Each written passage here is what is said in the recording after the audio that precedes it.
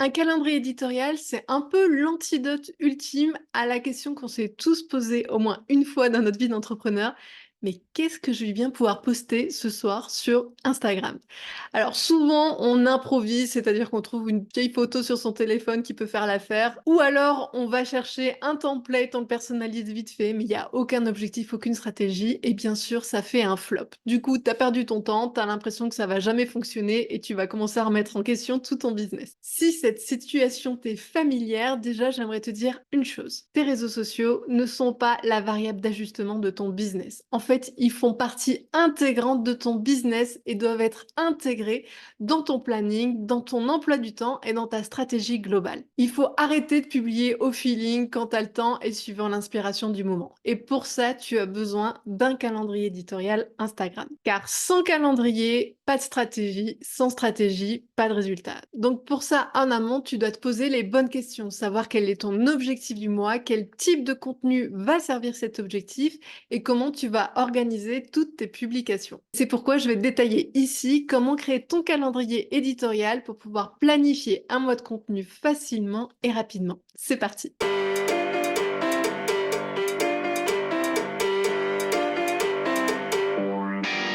Je suis Mylène, je suis consultante en marketing digital et ma mission est d'aider les entrepreneurs comme toi à se faire connaître en ligne pour attirer plus de clients. J'aborde ici des sujets liés au marketing bien sûr, mais aussi à l'entrepreneuriat, à la productivité, aux stratégies de vente et je te détaille tous les outils dont tu as besoin pour pouvoir améliorer tes stratégies marketing et devenir plus visible en ligne. Si ça t'intéresse, je t'invite bien sûr à t'abonner dès aujourd'hui pour ne rater aucun futur contenu. Pour créer ce fameux calendrier éditorial, la toute première étape, ça va être de définir ton objectif du mois. Alors là, bien sûr, tu vas me dire, mon objectif, c'est de faire plus de ventes, c'est d'avoir plus d'abonnés, c'est de faire plus de CA. Bien sûr, mais en fait, il faut aussi prendre en compte le cheminement de tes prospects pour les transformer de visiteurs en clients. Tu peux pas aborder quelqu'un dans la rue en lui disant, tiens, j'ai ça à vendre, alors que tu n'as pas fait connaissance avec lui. Bah, ça marche un petit peu pareil sur les réseaux. Il y a donc trois principaux objectifs que tu peux initier dans ta stratégie. C'est ce qu'on appelle le Know, Like, Trust. Le Know, c'est le fait de te faire connaître, c'est-à-dire que tu dois publier du contenu qui soit visible à tes non-abonnés pour pouvoir fédérer une communauté. En fait, là, l'objectif, c'est juste de te faire connaître, de montrer que tu existes et d'attirer l'attention d'autres personnes. Pour ça, tu vas pouvoir privilégier le format réel, qui est celui qui bénéficie d'une meilleure visibilité actuellement. Tu vas aussi pouvoir faire des lives avec d'autres comptes pour pouvoir attirer la communauté d'autres personnes. Tu peux aussi repartager d'anciens posts en taguant les personnes. En fait, là, l'objectif, ça va vraiment être de jouer sur le côté interactif, visibilité, pour pouvoir apparaître dans le fil d'actualité des personnes qui ne te connaissent pas encore. Et ça, c'est un gros challenge.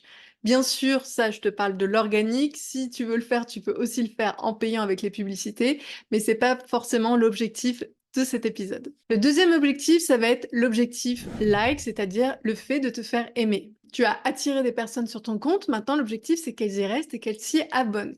Pour ça, tu peux utiliser ce qu'on appelle le personal branding, c'est-à-dire la marque personnelle, en créant un attachement avec ta communauté sur la personne que tu es. Donc tu vas partager tes valeurs, ton quotidien, un petit peu des extraits de ta vie qui vont faire qu'il y aura une particularité, une unicité à suivre ton compte. Le deuxième point, ça va être bien sûr de partager des contenus de qualité. Pour ça, tu peux faire ce qu'on appelle les lead magnets, c'est-à-dire des petits produits digitaux à télécharger pour pouvoir récupérer les emails de tes abonnés. Tu peux aussi partager des posts à forte valeur ajoutée pour que les personnes aient envie de voir les prochains contenus et s'habituent à toi. Et enfin, le dernier point, ça va être le trust, la confiance. Une fois que les personnes te connaissent, t'aiment bien, il va falloir que tu te places en expert et en référence dans ton domaine pour qu'elles aient la confiance d'acheter tes produits.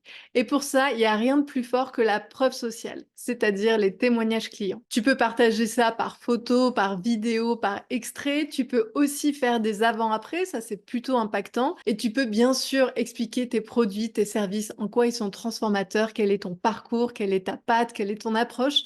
Et tout ça, ce sont des éléments qui vont t'aider à construire cette confiance pour que ces personnes, ces abonnés puissent devenir des clients. Donc à ce stade, c'est à toi de déterminer où tu en es. Bien sûr, tout ça est linéaire, c'est-à-dire qu'il faut que tu commences par le know et le like pour pouvoir faire le trust. Tu peux pas commencer une stratégie juste par le trust. Et ensuite, au fur et à mesure, tu vas voir que tu vas pouvoir gagner en stratégie, en interaction et bien sûr ensuite en vente et en CA. La deuxième étape, tu as ton calendrier, maintenant il va falloir commencer à le remplir. Moi, ce que je te conseille, c'est d'avoir des publications qui sont récurrentes, c'est-à-dire d'instaurer une sorte de routine avec ton audience. Par exemple, moi, je sais que le premier du mois, je fais toujours un post où j'explique mon objectif, qu'est-ce que j'ai hâte de faire ce mois-ci, etc. À l'inverse, le 30 du mois, je fais un petit récap photo des moments forts du mois pour que je le partage aussi avec mes abonnés. Ce que tu peux faire aussi, c'est par exemple tous les lundis, faire un petit quiz en story avec tes abonnés pour que tu puisses faire une sorte de jeu avec eux et une routine d'interaction. Sur d'autres jours, si tu publies une vidéo YouTube tous les vendredis, ben, tu sais que tous les vendredis, tu vas faire une story ou un post pour promouvoir cette vidéo YouTube. Donc tu vois l'idée, à partir de ces petites routines que tu as prédéfinies avec ton audience, tu vas pouvoir déjà commencer par compléter ton calendrier. Suivant ce que tu fais aussi, il y a ce qu'on appelle les marronniers, c'est-à-dire les journées mondiales. Donc, par exemple, tu as les journées mondiales du bien-être, du café, du thé, du sport. Peu importe, en fait, tout dépend de la catégorie dans laquelle tu es. Et à travers ces journées mondiales, ça peut aussi donner des idées de publication au fur et à mesure du mois. La troisième étape ensuite, ça va être de fixer ton rythme de publication. Parce que sur les réseaux, ça sert à rien de publier tous les jours si au bout d'un mois, t'exploses en vol parce que t'en peux plus, t'es écœuré d'Instagram et qu'en fait, tu fais un break. La régularité compte tout autant que la qualité. Après, l'un n'empêche pas l'autre. Moi, je recommande généralement 3 publications par semaine et une story par jour. Mais après, si tu sais que ça va être beaucoup trop pour toi et que tu vas pas y arriver, tu réduis, mais tu trouves un rythme que tu vas pouvoir tenir. En fait, sur Instagram et sur les réseaux en particulier, il y a cette récurrence qui fait que tes clients pensent à toi, ils savent que tu existes, ils savent ce que tu fais. Mais si tu commences par publier 2 semaines, qu'après tu es plus là pendant un mois et qu'après tu reviens, bah, les personnes qui te suivaient, elles vont devoir se remettre dans le bain, te réidentifier en tant qu'expert de ce que tu fais et donc ça va être contre-productif. Pense régularité et qualité. Et de la même manière, je t'invite pas à poster pour poster juste parce que tu t'es fixé un rythme. Il faut pas que tu dises, OK, comme je t'ai dit au début, tu fais un post qui a pas vraiment d'intérêt, mais au moins tu as publié, tu as coché la case. Non, dis-toi toujours quel est l'objectif de ma publication, est-ce que ça va être utile pour mon audience et est-ce que potentiellement ça va pouvoir me ramener soit des abonnés, soit de l'interaction, soit des clients. Maintenant que tu as ton objectif et que tu connais tes récurrences du mois, il va falloir bien sûr que tu intègres des publications à ce calendrier. Par exemple, si ton objectif du mois c'était le know, se faire connaître, tu sais que tu vas axer plutôt tes publications sur du contenu réel ou pourquoi pas des lives avec d'autres invités. Tu vas aussi devoir créer du contenu informatif qui suscite de l'émotion, qui soit utile pour ta communauté. Et pour ça, je vais te donner quelques tips pratiques pour pouvoir créer ces contenus. Le premier point, ça va être l'accroche. En fait, Instagram, c'est un petit peu comme dans le film Interstellar. Le temps s'accélère. Donc, considère que 5 secondes sur Instagram, ça équivaut à 30 minutes dans la vie réelle. Personne va au bout des 5 secondes si t'as pas réussi à capter l'attention. Et encore, franchement, je dirais plutôt 3 secondes. C'est pour ça, faut pas que tu commences ta vidéo réelle en disant bonjour, j'espère que vous allez bien aujourd'hui. J'avais envie de vous parler d'un sujet. Là, déjà, t'as perdu. T'as la moitié des personnes qui voient ton réel qui ont déjà scrollé sur 3 vidéos et en fait, t'as pas capté l'attention. Soigne vraiment les tout premiers mots de ta vidéo. Il faut que sur ces quelques secondes, tu aies déjà suscité l'intérêt, que tu aies donné quelques informations, que tu aies intrigué ton audience et qu'ils aient envie de rester un petit peu plus loin. L'attention des gens sur les réseaux sociaux, elle est minime, ça va très vite. Il y a une boulimie de contenu, donc vraiment, va droit au but. Deuxième point, ça va être la qualité de ta vidéo. Bien sûr, ton son, il faut qu'il soit nickel, il faut que tu sois bien cadré. On arrête de se mettre dans un coin de la vidéo ou de se mettre en loin ou alors que tu es tout le mur en haut, ce qui fasse la moitié de la vidéo. Il faut que ce soit pro. Ensuite, on évite les filtres neige ou éclairs qui vont un petit peu parasiter visuellement la vidéo. On évite aussi des textes qui clignotent. Bien sûr, on met des sous-titres, mais on met pas des textes qui se répètent à l'infini sur une vidéo. Et on soigne son tournage. Je t'ai d'ailleurs fait une vidéo sur le sujet pour t'expliquer comment optimiser ton tournage et ton montage vidéo simplement et rapidement. Pourquoi tout ça, c'est si important? Parce qu'en fait, ça reflète l'image de ta marque. Ça dira si tu es quelqu'un de professionnel ou d'amateur, rien qu'en regardant tes réels. Donc je te dis pas de faire quelque chose d'hyper chiadé, il y en a qui font des choses très spontanées mais très professionnelles, mais essaie quand même d'avoir un minimum de professionnalisme sur les bases de création de publication. Ensuite, ce qui va être important, c'est bien sûr ton sujet. On a souvent tendance à plus parler de choses qui nous font plaisir à nous plutôt que des choses qui sont utiles à notre audience. Et ça, c'est une erreur. Parce qu'on n'a pas envie de revenir sur le b.a.-ba de notre expertise, c'est quelque chose d'un petit peu fastidieux que nous, on a passé. Et surtout quand tu es en constante apprentissage, en fait, tu as pas envie de revenir en arrière. Et pourtant, ton audience, elle est pas du tout au même niveau que toi et elle va apprécier cette pédagogie et que tu l'emmènes dans ton univers simplement, de manière fluide et optimum. Donc n'hésite pas à analyser déjà les questions que te posent tes abonnés, tes clients, parce que ça peut faire des sujets de publication.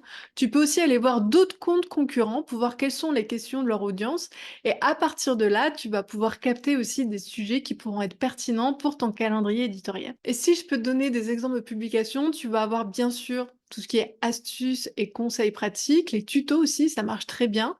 Tu vas avoir les FAQ, donc soit poser une boîte à questions en story, soit répondre à une question d'un commentaire en réel. Tu vas avoir les témoignages clients, les cas concrets. Tu vas avoir tout ce qui sert ta marque personnelle, donc les coulisses de ta vie, de ton business. Ça peut aussi être des vlogs. Les vlogs sont des formats qui sont très en vogue également. Tu peux recycler du contenu extérieur en publication. Peut-être que tu as un blog, un podcast, une chaîne YouTube. Donc tout ça, ça peut aussi générer des contenus annexes à partir de cette base. Tu peux présenter tes offres, te présenter toi, parce que ton audience qui arrive et qui se renouvelle ne te connaît pas forcément. Tu peux également faire des mèmes. Les mèmes, c'est les petites vidéos humoristiques qui sont adaptées à ton business, mais ça plaît beaucoup et c'est beaucoup plus viral. Donc, dans une stratégie de no, ça peut être pertinent. Et bien sûr, tu peux faire du contenu collaboratif et des lives. Donc, tu vois, déjà dans la forme, tu as une dizaine d'idées de contenus que tu peux intégrer à ce calendrier. Et si tu as choisi de faire 3 contenus par semaine, bah, tu as 12 contenus à faire dans le mois pour pouvoir terminer et clôturer ce calendrier. Donc, c'est largement faisable. Cinquième étape, bah maintenant que tu as toutes tes idées, que tu as ton calendrier qui s'est rempli, il va falloir le créer, ce contenu. Et pour ça, moi, je te conseille à 200% ce qu'on appelle le batching. Le batching, c'est quoi? C'est de regrouper plusieurs tâches similaires en même temps pour pouvoir gagner du temps. Donc là, par exemple, pour ta création de contenu, si tu sais que tu dois tourner tes vidéos, tu les tournes toutes d'un coup. C'est-à-dire que t'es habillé, t'es préparé, t'as ta lumière, t'as ton trépied, t'es prête, et ben maintenant, faut les tourner. Tu vas pas à chaque fois refaire un setup, un décor, alors que là, tu peux tout faire d'un coup et c'est beaucoup plus confortable. Pareil pour la rédaction des posts, les créations des visuels sur Canva. Fais tâche par tâche pour gagner du temps, avoir des automatismes et puis pouvoir être beaucoup plus rapide. Tu peux aussi utiliser des templates sur Canva où tu as juste à changer les couleurs et les textes. Et donc là aussi, ça te fait gagner du temps, surtout si tu fais des carousels ou des publications, on va dire, infographiques. Ce sera beaucoup plus efficace et tu vas perdre beaucoup moins de temps à trouver le design parfait, à modifier les traits. Des fois, on peut passer des heures sur des broutilles. Et comme je dis tout le temps, faut optimiser les 20% d'actions qui apportent 80% de résultats. Souvent, la petite flèche qui est mal alignée ou qui est à droite au lieu d'être trop à gauche, c'est pas ça qui va bouleverser la portée de ta publication. Donc reste concentré sur ce qui est vraiment important. Et enfin, dernière étape, alors qui n'est pas obligatoire dans ton calendrier éditorial, mais qui peut vraiment être un peu la cerise sur le smoothie, comme je dis souvent, c'est de programmer. Tu as la possibilité de programmer tes publications sur Instagram. Tu peux programmer tes réels, tes publications post ou carrousel. Pour les stories, en revanche, c'est un peu plus compliqué parce que l'outil de programmation ne te permet pas de rajouter des stickers. Donc, je te conseille de le faire là manuellement. Soit tu le mets dans tes brouillons et tu le postes quand c'est prêt, soit tu le fais au jour le jour. Maintenant, si tu souhaites programmer tes publications, on va dire post et réels, tu as 3 options. La première, c'est d'utiliser l'outil natif d'Instagram, donc via l'application. En fait, quand tu veux publier, quand tu vas dans les paramètres avancés, tu as la possibilité de programmer à un certain jour et à une certaine heure ta publication et donc après, tu es tranquille. Deuxième option, ça peut être de passer par Meta Business Suite, alors qui est moins intuitif pour les réels, mais pour les autres posts, ça fonctionne plutôt bien. Et donc, à partir de là, tu vas pouvoir le faire directement sur ton ordinateur. Ça va aussi simplifier le transfert et donc ça va être beaucoup plus fluide. Et vu que c'est gratuit, ça apporte aussi une certaine ergonomie dans ta phase de travail. Enfin, tu as d'autres outils qui sont payants en revanche, mais qui sont très utiles si tu génères beaucoup de contenu et si tu as besoin de t'organiser. Donc là, il y en a plein, il n'y en a pas un que je conseille en particulier, mais pour t'en citer quelques-uns, tu peux avoir Swello, Later, Metricool, voilà, il y en a vraiment plein, des tarifs qui sont plus ou moins chers. Certains embarquent aussi toute une stratégie de statistiques, etc. À toi de voir ce que tu peux te permettre de mettre au niveau budget, ce dont tu as besoin et si ça t'est vraiment utile. Moi, personnellement, Meta Business Suisse et l'outil natif d'Instagram me suffit amplement et je fonctionne uniquement avec ça. Attention néanmoins, c'est pas parce que tu programmes que tu dois pas être présent sur Instagram. Comme son nom l'indique, c'est un réseau social. Donc si tu te connectes juste pour publier et après tu t'en vas, ça n'a aucun intérêt. Il faut que tu puisses répondre rapidement aux commentaires sur Instagram. Il faut que tu puisses aussi interagir avec tes abonnés, interagir avec leurs stories, leurs publications, que tu puisses aller voir d'autres comptes pour commenter. En fait, vraiment, ce côté social, il est ultra important pour attirer l'attention sur ton compte et pour aussi créer des liens avec des personnes. Donc, ne fais pas l'erreur que certains font, c'est-à-dire tu fais tout ton contenu Instagram, tu le programmes et tu touches plus à l'application. C'est vraiment pas l'objectif. Pense toujours social, communauté, lien, parce que c'est ça qui va faire la force de ton compte. Tu as maintenant toutes les cartes en main pour créer ton calendrier Instagram et prendre de l'avance sur tout ton contenu. Si tu as des questions, si tu as besoin de plus d'informations, bien sûr, n'hésite pas à me les poser en commentaire ou sur mon compte Instagram mylène.ponzoni. Si cette vidéo t'a plu, je t'invite également à t'abonner. Et puis en attendant, on se retrouve la semaine prochaine pour une nouvelle vidéo.